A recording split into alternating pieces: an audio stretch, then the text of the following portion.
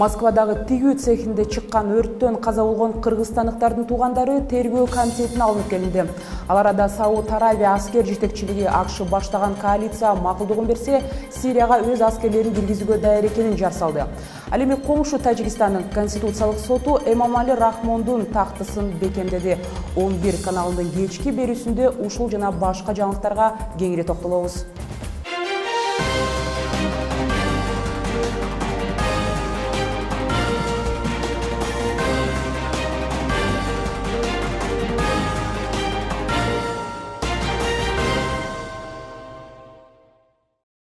Кутман кечиңиз менен студияда Айгерим Жаныкул кызы.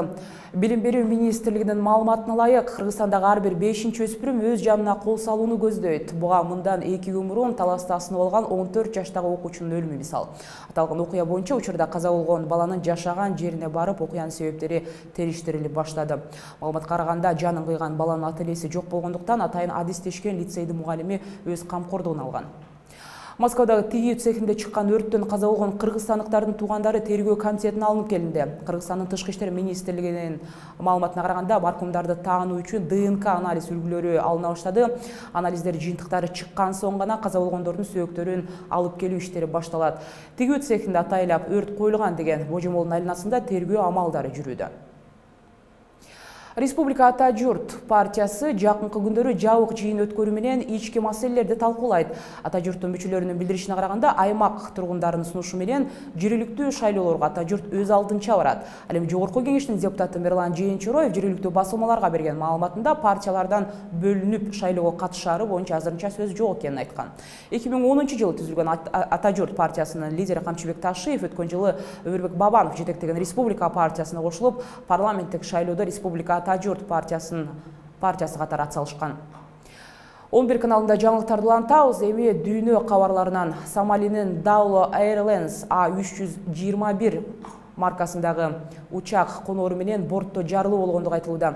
Лайнер башкарган учак сол канатында болгон өрткө карабай Магадиш аэропортунда шашылыш конгон.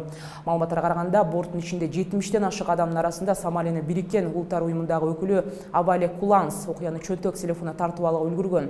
Анткени менен жарылуу болгондон кийин учактан секирип кеткен бир жүргүнчүнүн өлгөн денеси аэропорттон 30 км алыстыкта табылып, дагы 2 адам түрдүү жаракаттарды алган. Сирия менен Иракта согушуп жаткан ИГИЛдин согушкерлери 20%га кыскарганын Ак үйдүн өкүлү Джош Эрнест өз баяндамасында билдирет. Буга чейин болжол менен жихадчылардын саны 30 000 болсо, учурда 25 000ге барышы мүмкүн экендиги айтылууда. Мындан тышкары Ирактын куралдуу күчтөрүнүн жардамы менен Америка Кошмо Штаты жетектеген операциянын жыйынтыктары жакшы чыгып жатат деген бүтүм айтылды. Аталган атайын операция учурунда баш аяк аба аркылуу 10 000ге чукул сок курулган. Ушундай эле эл аралык коомчулуктун потенциалдык аракеттеринин жыйынтыгы менен экстремисттик уюмдун мүчөлөрү жок кылынып жатат деп айтылат баяндамада. Ал арада Сауд Арабия аскер жетекчилиги АКШ баштаган коалициянын макулдугу менен Сирияга өз аскерлерин киргизүүгө даярдыгын билдирди. Ислам мамлекетине каршы согуша турган араб аскердин саны канча болору азырынча белгисиз.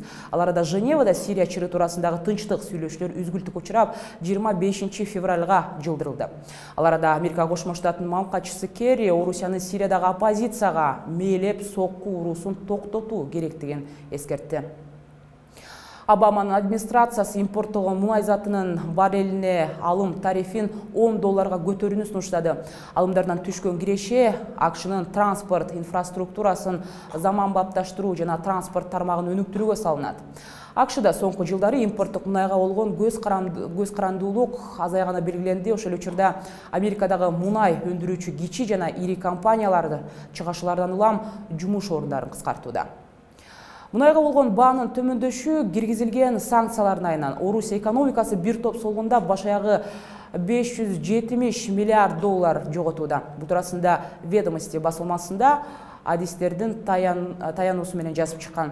Каржы министрлигинин каржы санкцияларынын жоготууда $170 миллиард чапчыса, көмүр кычкылтегин экспорттоодон түшпөй калган киреше $400 миллиард экендиги эсептелген.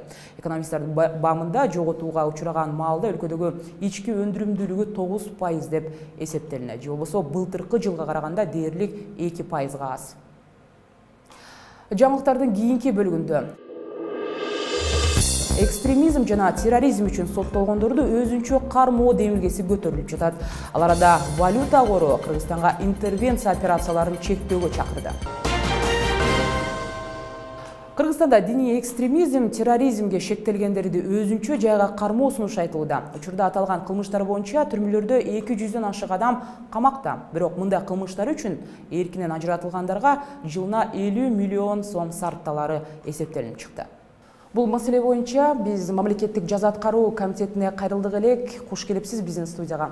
Айтсаңыз, номер 50 абактын тегерегинде ызычуулар бүт элек. Жакында эле жаза аткаруу кызматынын ардегери Эрнис Исаев былтыр октябрдан абактан качуу атайлап уюштурулган жана ага коопсуздук кызматынын тиешеси бар деген айыптоолорду айткан болчу.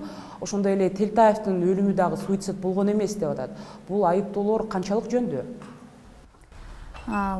Бул 50 тергөө абагынын тегерегинде болгон окуя тууралуу жана полковник Телтаевдин өлүмү тууралуу атайын тергөөлөр жүргүзүлүп, генералдык прокуратурага жөнөтүлгөн.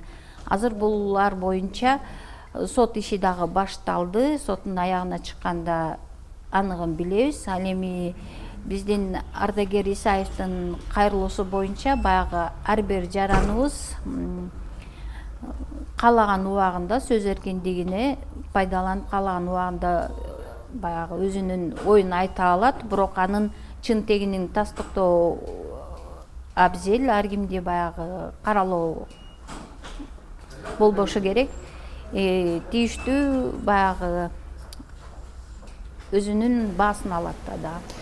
Кыргызстанда убактарда диний экстремизм жана терроризм үчүн соттолгондорду өзүнчө кармоо демилгеси дагы көтөрүлүп жатат. Бул чара эмне берет, анан эмнеге буга чейин ошол мындай демилге болгон эмес? Терроризм жана экстремизм дегендер бизде болгон эмес. Бул акыркы жылдары пайда болгон Кыргызстандын, жеке эле Кыргызстан эмес, мамлекет дүйнөнүн бир көйгөйү десек болот. Бул көйгөй да бизди баягы сыртыбыздан өткөн жок. Биздин арабызда да мындайлар бар, 200гө чукулдап айтып атабыз. Азыр быйылкы жылы ушуларды өзүнчө бөлүп кармоо тууралуу баягы өтүнүчүбүз кабыл болуп, кичине жардам бөлүнүп берилип атат. Биз мекемелердин 4 мекемеде өзүнчө локальный участок деп коебуз, ошондойлорду бөлүп салып, буларды бөлүп кармоону аракет кылып жатабыз. Анткени алардын ар биринин сот чечими ар башка, режим содержания деп коебуз. Ошон үчүн аргасы мекемеге кармашка туура келип жатат. Бирок биздин оюбузча, биздин баягы мекемелер ичиндеги абалга жана кызматкерлердин иштешине, башка айыпкерлердин коопсуздугу үчүн бул түрү дагы камерада кармалуусун талап кылып жатабыз. Дагы суроо, негизи абактарда намазканалар барбы, анан алар кандай иштейт? Жазасын өтөп жаткандардын дин эркиндигине шек келтирилбейби? Жок, биздин бардык эле дээрлик жабык абактардын баарында баягы мечиттер, чакан, чиркөөлөр бар десек болот.